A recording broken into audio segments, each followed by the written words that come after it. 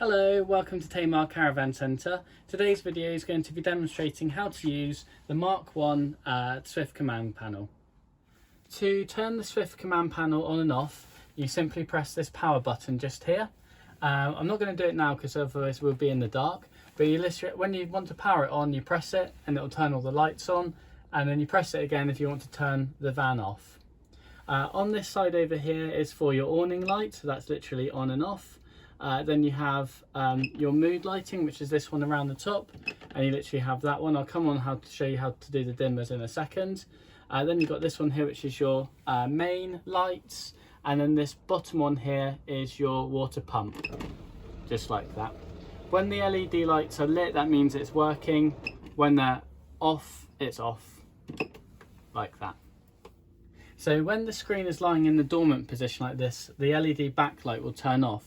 To make the light reactivate, you simply wipe your hand over the top like this. On this screen, you can see that we've got a leisure battery and we're plugged into mains. The top one's just telling us that we've got the time, and we've set some timers for the heating. This is just telling us on this particular page what the ampage is drawing, or the voltage of the battery. And then we're also on the dimmer level for the LED lights, the mood lighting around the top, which I'll show you in a second. So to operate the dimmer level, which is described in this little section of the page just here, you simply flick through to find the page that you require. So we're on dimmer level, that's for the mood lighting around the top. You press this middle button, which is the arrow pointing in this way, and then you can adjust the level of the dim like this. So you literally change it from whatever percentage you want it to illuminate, all the way up to 100.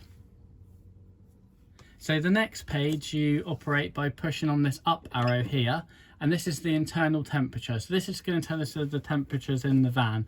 So we've got internal temperature, press this middle arrow again. This is giving us the humidity in the van, and if you press the next one, it will give you external temperature. Press it again, back to internal temperature. To get onto the next page, you press this top arrow here. So this is going to take us to AC limiter. So the idea of the AC limiter is to stop you tripping the site. So it will limit the amount of ampage that the caravan will let you use. So most sites in the UK are a 16 amp, some are a 10 amp, but if you're going into Europe, some of them can be less than that. So how you set it is basically AC limiter off, go to this middle arrow again, and then you just select the ampage. So you've got 5 amp, 6 amp, and it goes all the way up to 16 amp. It'll let you can see the little symbol up here, which has got the lightning bolt and the little padlock. It just say that the AC limiter is set. And then if you don't want to use that, then you can just press it back to off. So to go on to the next page, again, press this top arrow and it will give you the option to check the batteries. So to select a battery, you literally just press this middle one. We're not actually hitched up to a vehicle at the moment, but if we were, it will tell us what the vehicle battery is doing. At the moment, it's just telling us what voltage is being charged into the leisure battery. So if you press on this top arrow again, this will give you the solar panel. You can change this between volts and amps, so it just tells you what it's doing. This is reporting 0 at the moment because we're inside. The next one is vehicle battery. If you press it again, you've got the leisure battery. So that's just saying that the leisure battery is charging like that. So to go on to the next page, you've got the Sergeant EC620. This is actually where we go to do our coding and updating. From a customer point of view, there's no need to go into that section, so leave that bit well alone. To go to the next page, you press the top button again. This is system settings. So with this arrow pointing into the screen, select that one again. This is where you change the time. So you've got the hours, and you do this by pressing the middle button. Then you press minutes. You've got to set the date, the day and the date, and then you've got the month and the year. There is also a keypad beep, which you can turn on and off like that.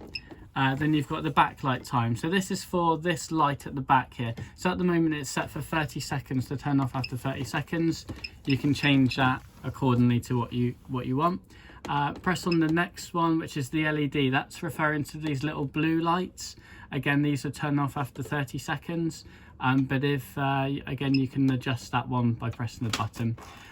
Light mode is basically how you last left it. So when you press the main power button on and off, when you come back into the van, you press on, it will turn on all the lights that you last had on. So that's basically what the light mode last means. Select the next one. So if you had an onboard water tank, that's for this one. Only the twin axle caravans in the Conqueror and Elegance range had the tanks, so most of them will always be left off. This is where you go to pair your command system to your phone or tablet. So this is where you pair via Bluetooth.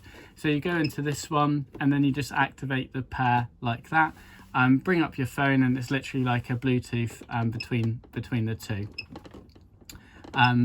The other one, if you wanted to deactivate the iPad, you just go onto that one. Once you've gone all the way through this page, you can exit the settings on this one, go to the little arrow, and it will let you go back out of that. So the next page is the fridge settings.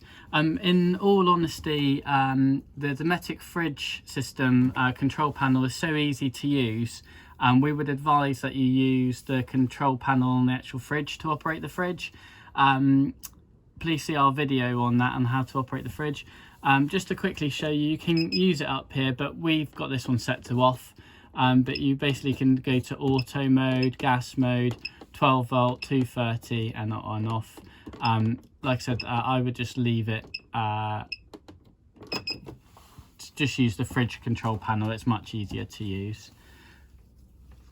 So the next page is the heater settings. So just to quickly run through this again, we would advise that you use the actual control panel, which in this case it's got the Aldi. So we would recommend you use this one because it's so easy to use. Likewise with the Truma iNet one, on this particular control panel, it is easier to use the heating panel itself. You make sure that this one says control manual. Manual control means you're using this control panel as opposed to this Swift command system.